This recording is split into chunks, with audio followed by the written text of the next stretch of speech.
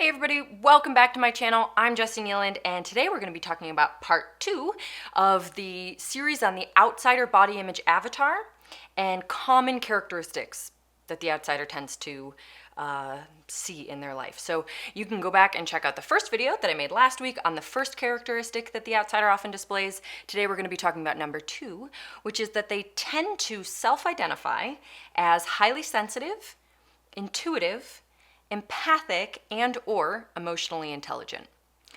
So I say self-identify because some of these are not things that you can easily measure, and we can never really know who is more, day to day. People can't necessarily compare how sensitive one person is to another, but there is for sure research showing that some people are more sensitive than others, that people are born with a certain predisposition to be more sensitive to the subtle cues of body language and vocal tones and that kind of thing. So they really are able to pick up on more of what the people around them are expressing, communicating, feeling, etc. However, a lot of this habit is something that is learned. It's developed, it is taken on as a skill, usually in childhood when it was a coping strategy for the outsider, because for one reason or another they learned that it was adaptive for them to get really good at paying attention to what other people are saying without saying it. Sometimes this is because if they happen to have an erratic household, or people who had major mood swings due to mental illness or addiction or abuse, any of these things that can cause someone to subconsciously, of course, decide, whoa, I need to get really good at paying attention to what other people are feeling for my own survival. They are likely to cultivate the skill that will cause them to become adults who are highly sensitive, empathic, intuitive, and or emotionally intelligent. So a lot of it was developed in that way, in that space. Sometimes it was adaptive in a survivally way, and sometimes it was just because they had caretakers or a family culture of people who didn't speak directly. So you were sort of just assumed that you would have to figure it out using clues. And I sometimes call this detective work. A lot of my outsiders do a lot of detective work, which is to say, they don't speak clearly and directly and transparently about what they want and need and think and feel because the people around them didn't or don't do that either. So it wasn't modeled for them, and so that is not a skill that they tend to have. So all of their communication is done sort of subliminally through things like body language, subtle facial expressions, vocal tone, the punctuation and how they text, signals that have to be interpreted by the other person. And then they go around interpreting the signals from other people as well. So there is sometimes just this language that develops, this culture of indirect communication that the outsider will have either been brought up in that kind of space or currently living in that kind of space where direct communication just isn't encouraged or even sometimes feel possible. So with all of that in mind, they tend to really read into tiny signals. And again, body language happens to be one of them. But so are actions. If a person is washing the dishes too loudly, too aggressively, they're sort of slamming things around, you might watch that and go, oh, I think they're mad, right? And then for the outsider, even if they weren't slamming things around, but there was just a subtle uptick in the noise being made by their dishwashing family member, they are likely to be so used to tuning into these kinds of things and scanning for them. Is anybody mad at me? Is anybody judging me? Is anybody criticizing me?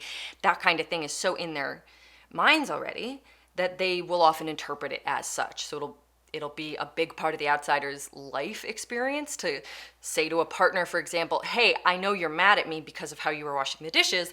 And then for their partner to be like, I literally don't know what you were talking about. I was just washing dishes. And this is super confusing for the outsider because they sometimes are right, they are used to doing this. It's a skill that they're practiced at, tuning into what other people are feeling, finding out if somebody's mad at them or judging them or whatever it is.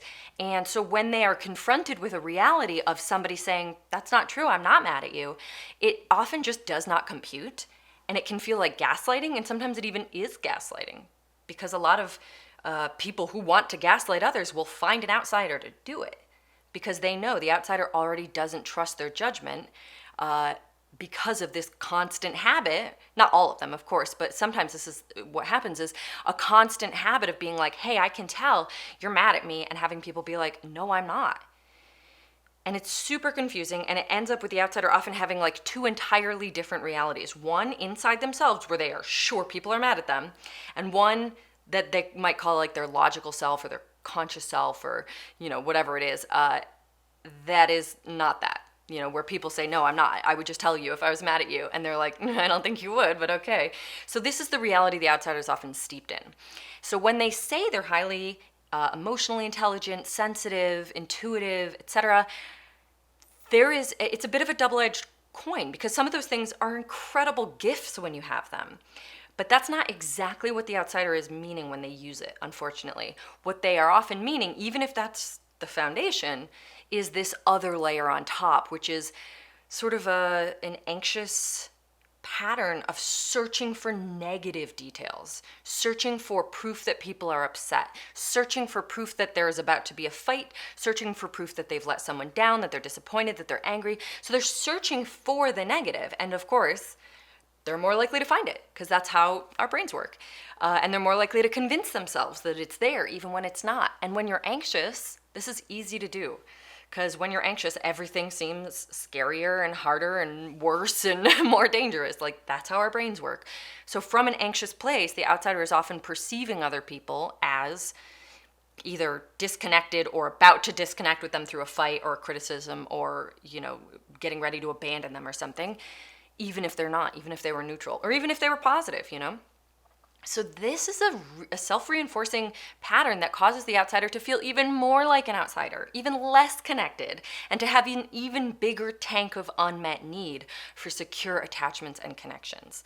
Because now they not only have that core wound of, I don't feel deserving of getting my connection needs met, or I feel like my connection needs are constantly being threatened, they also have proof. And I put it in quotation marks because often it is inaccurate proof, but in their mind, they're not able to see that it's inaccurate, because they are so used to thinking of themselves as intuitive and emotionally intelligent and empathic. And so when they notice somebody's mad at me, that feels like proof. Yes, I am unworthy. Nobody does love me. I won't be able to get my connection needs met, and or my needs are threatened right now. Like, this relationship is unsafe. So it's just self-perpetuated, because then from that place, they feel really shitty, and so they pay more attention. They get closer into scanning mode. You know, they go deeper into the obsessive focus of like, who's mad at me? What did that mean? They didn't use a period in their text. What does that mean? Are they like trying to send me a message? You know, they might ruminate like, oh, I did say that weird thing that one time. And all this has to do with body image, because it continues the cycle of unmet need. It also can sometimes directly have to do with this body image stuff. Like, if they perceived someone being disappointed or judgmental or critical about their body, even though the person didn't say or do anything necessarily explicit, and they interpret it like, I could tell everybody at that party was judging me. Again, it feels like proof to them, but it may not actually have been reality because of this pattern. So really relevant to body image, really relevant to their quality of life, really relevant to the unmet core need for secure connection that the outsider struggles with, and that leads to body image issues in the first place. So if this is you, you are not alone. This is a huge common characteristic.